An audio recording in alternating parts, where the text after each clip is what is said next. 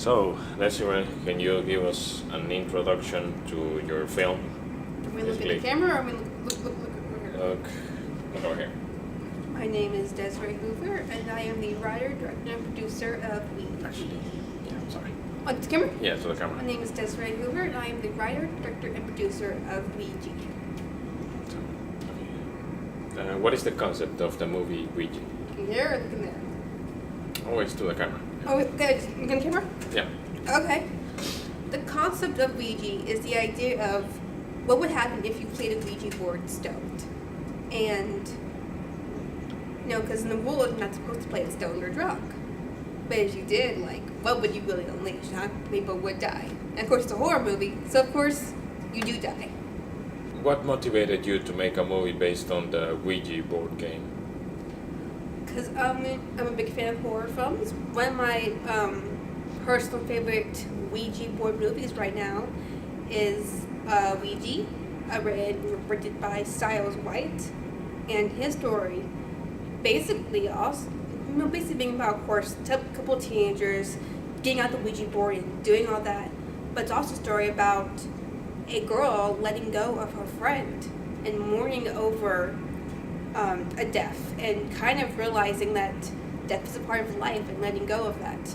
And that's a really good storyline that I really wanted to have kind of the heart of my story too. What about the sisterly relationship between Mary and Jane?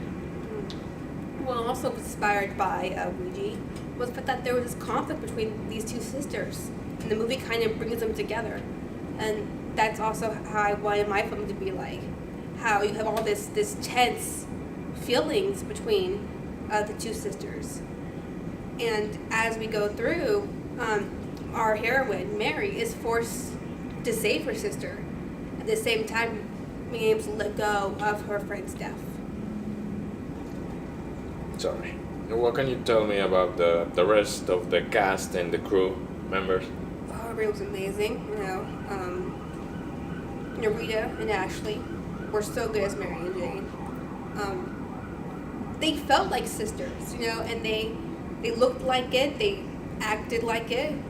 At the same time, they were both really good actresses individually, and they really kind of saved it, and I'm really happy that they, were willing to be in this movie,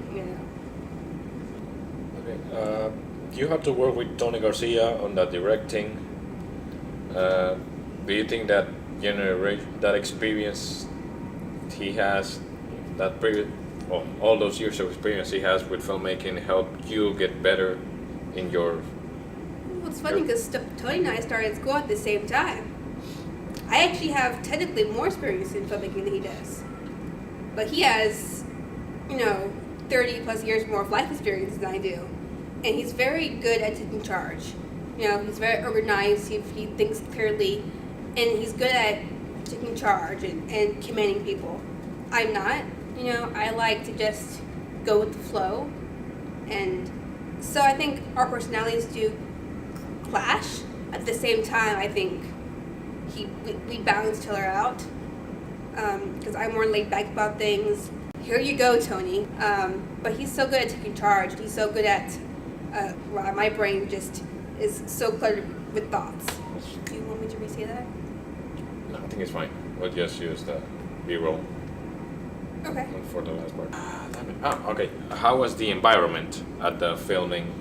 Well, I didn't want my film to be so intense. I didn't want it to be, we have to film again. I wanted to make it lively. I ordered tamales. I ordered cookies, and I wanted it to be fun. Because the movie's a really fun movie. It's really silly. So I really wanted the set to be fun and to be enjoyable. And I hope that win or lose, crap or not, that at least my cast and crew had fun. Okay. What kind of characters do you prefer to have in your films? For me, strong women. I think female representation in film and in TV is very important right now.